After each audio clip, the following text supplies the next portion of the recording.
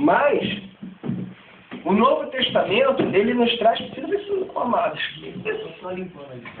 E o Novo Testamento, ele nos traz mais luz sobre esse assunto.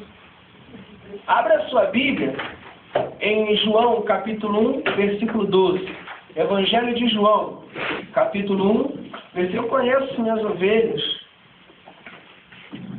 Eu dou para vocês a certeza que essas 3 cadeiras vão continuar ali. Pode estar cheia. Não, Jesus. Encheu porque o pastor Alex cantou. Evangelho de João, capítulo 1, versículo 12. João, deixa eu achar, peraí. Não é falta de fé não, amado. Sabe o que é? É a diferença do que serve e do que não serve. Evangelho de João, capítulo 1, versículo 12. Abra, por gentileza. Evangelho de João, capítulo 1, versículo 12. Nos dá mais luz sobre esse assunto. Ele trata com palavras mais atuais.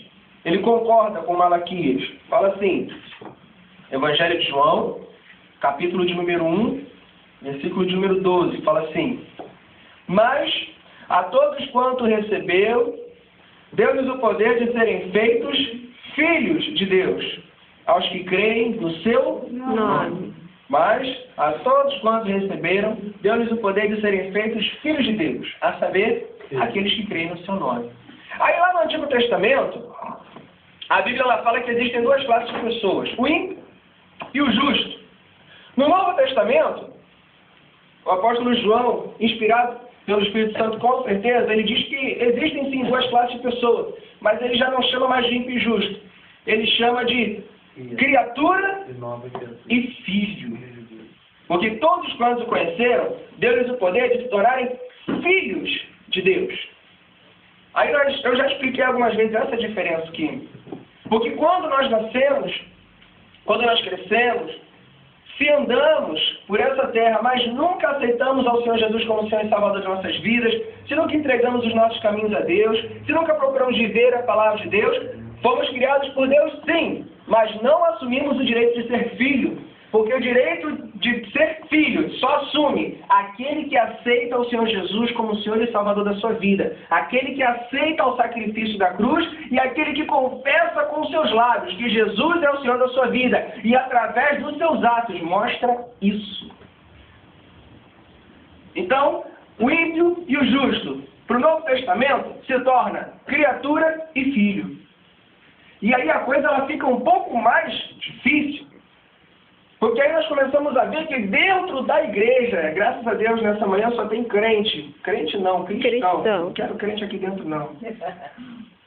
Dentro desse lugar só tem cristão. E nós vemos que existe então no nosso meio aqueles que são filhos de Deus e aqueles que só são criaturas de Deus.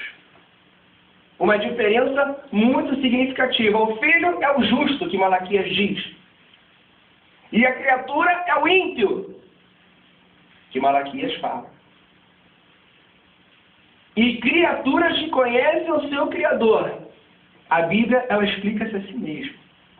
E aí, como reflexão nessa manhã, queria que você fizesse uma pergunta para o seu irmão, uma pergunta reflexiva.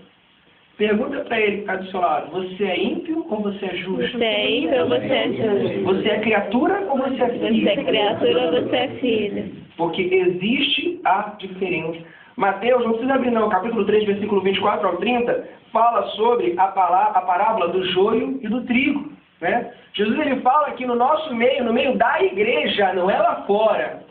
Todas essas palavras que são lançadas aqui para nós, não está falando do mundano. O mundano é um outro caso. Ele não deixa de ser criatura, porque ele não aceitou Jesus como Senhor e Salvador da sua vida.